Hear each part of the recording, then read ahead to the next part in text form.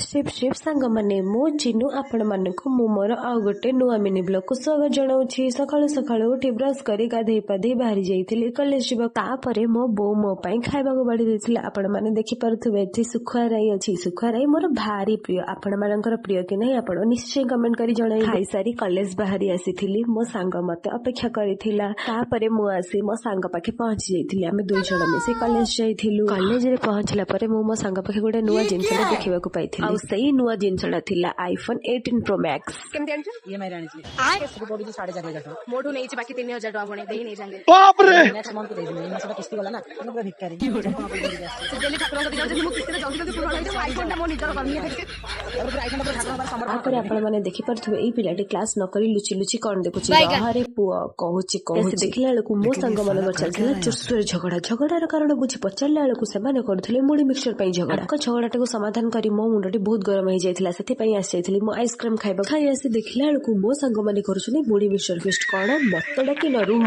तुमको दउची।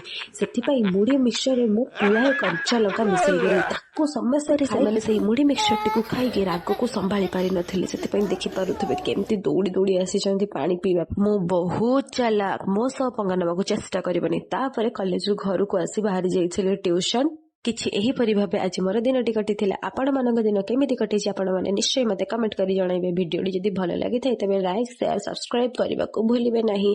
रहिली नमस्कार।